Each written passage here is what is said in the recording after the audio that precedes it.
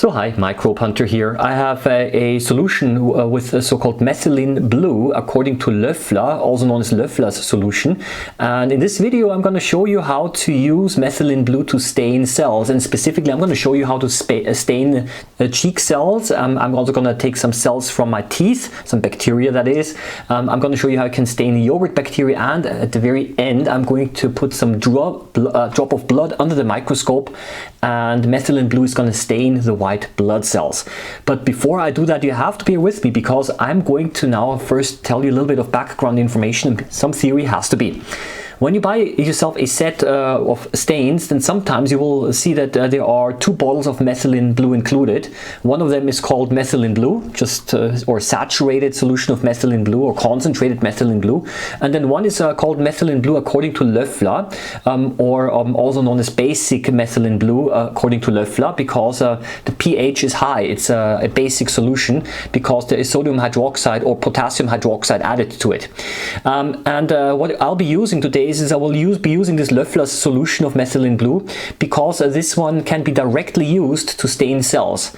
The other concentrated methylene blue is usually used if you want to stain histological samples and specimens, and usually you stain it and then you have to remove all of the excess methylene blue again. You have to kind of wash the specimen from the excess stain, and then you can put it under the microscope. But this here, according to Löffler's solution, can be used directly, and it has just the right concentration to be used. If you use concentrated methylene blue, then there is the danger that, not the danger, but the possibility that you are not able to see the cells from the background, because everything's going to be stained dark blue. So you cannot differentiate the cells anymore.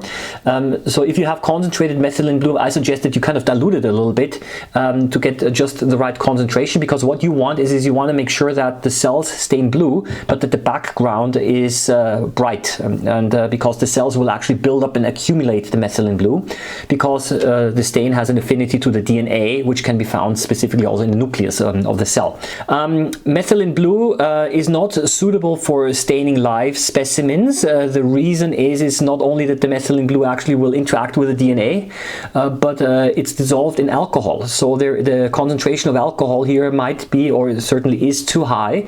So if you add this to water organisms, their chances are pretty good that they're going to die, not because of the stain necessarily, but also because of the alcohol that is used as a solvent here. It's mostly useful for specimens that you do not need to see moving. I would say that I'm just going to start now, and I'm going to show you how you can actually use the solution here. Okay, let's start off with the cheek cells. I'm using a toothpick here to collect some of these cheek cells. I'm gonna smear them on a microscope slide, of course, and a drop of the methylene blue solution and a cover glass. And that's pretty much it. You just wait a few seconds and you put it under the microscope, and you can immediately see the cheek cells, very flat and blue. And if you look very carefully, then you will see inside each cell there is the nucleus, which is stained even darker, and the blue stain which surrounds these cells is not visible because the solution is sufficiently dilute that you don't see that, and the cells become more stained than the actual surrounding medium. So that looks quite nice. Here, slightly larger magnification. The individual cell organelles inside the cell also stain, and there are some regions that are darker than others. So it's a very straightforward and easy way to make cells visible quite well. If you've watched some of my other videos, you know that I've been using fountain pen ink as well, quite successfully. And I got similar results. I think methylene blue, however, is quite easy to use, especially this solution here has already the right concentration. So now yogurt. Okay, I'm taking a little bit of yogurt and I'm dissolving it, suspending it in water, and here that's the methylene blue solution. I add a drop of this to the water yogurt suspension. I mix it a little bit, I wait a few minutes, I don't know, maybe 2 or 3 minutes, and then I take a drop of this and also put it directly under the microscope. And it usually takes a little bit of time until the clumps have dissolved. You always use my tweezers to transfer the liquid, and cover glass goes on top again. and it goes under the microscope, and then I'm able to see again, clumps of bacteria and maybe some other proteins, milk proteins, and so on. Here, that's a second way. You can, of course, also add the methylene blue directly underneath the cover glass and allow it to kind of diffuse in, and this also works out. Well, what did I see here? These clumps that you see, these are probably clumps of bacterial cells. Yes, there are some bacteria floating around as well. Just like before, the bacteria are significantly more stained than the surrounding medium. However, I think that some of these clumps, they could be clumps of bacteria, maybe also some milk protein or something like that, milk fat possibly. In any case, it was not so great. Yes, this here is a reference, not stained, and this is basically how it would look like if I were to take the yogurt suspension directly and put it under the microscope. So you see there's a big difference here. Yeah, I'm now taking some of the stuff off my teeth. Same process. I'm smearing the bacteria of the plaque on the slide, cover glass, and methylene blue go over it.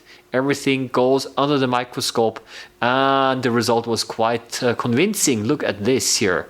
Those long structures, these are rod-shaped bacteria. What else could it be? Looks quite nice, and it's a very good way to make these cells visible. The alcohol, of course, will kill the cells, so there is no movement. Maybe some cells would move out otherwise, I'd have to check. But it is quite successful in the sense that it really enhances the contrast quite a bit. So yes, what is this? Haha. Now let's talk about blood. I'm disinfecting one of my fingers using alcohol, and I'm going to draw some blood now using one of those little things here. I'm just going to show you how this works. You have to break off the cap here because we're all very sterile, and there is a very sharp needle here. Now look what I'm doing. Ouch! Yes, suffering for the sake of science. This is what I call it. I'm collecting the drop of blood. I put it on the side of a microscope slide, not in the center, on the side. And I add a drop of methylene blue again. And the whole thing shall be mixed with a toothpick. And now what I'm going to do is I'm going to make a very thin film of this blood and stain. So I'm using a second slide. I'm placing it over an angle like this. And then I'm quickly pulling it over the slide, and I observe it under the microscope without a cover glass, and it also works quite well. So I'm just putting it directly there. It will dry with time, that's okay, but what I can see is the following. Look, isn't this great?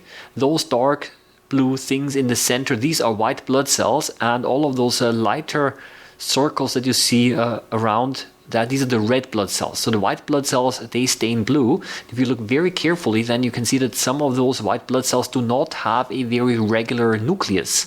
So you can distinguish the type of white blood cell by looking at the shape of the nucleus. So here, for example, this, you see it has like a lobed nucleus. It's not a complete circle, but it's actually a lobed to it. And this is the way that folks who are interested in stuff like this and who study this can distinguish the different types of white blood cells. Everything is still floating around because it's just in the process of drying up, and it looks quite nice. The red blood cells don't stain because red blood cells don't have a nucleus anymore, therefore they don't have DNA, and the methylene blue will preferably stain DNA. No DNA means it doesn't stain properly. They do look a little bit blue because maybe the methylene blue does stick on the membrane, the cell membrane of the red blood cells. But I think it's quite evident here. Here on the right side again, with higher magnification, you see again white blood cells that have been stained. Looks very nice and allows you to really distinguish the different cell types. Here, for example, the right one has a nucleus which is completely spherical, round, circular, while the one coming from the left, approaching from the left, seems to have different parts. And you can also see that they have different sizes as well. So that's it, folks. I hope that it was interesting for you. Do please subscribe to the channel if you liked it. Please do visit also my other Microbehunter channel. It's also about microscopy. Do have a look in the links below, because I do have a shop, an Amazon web shop.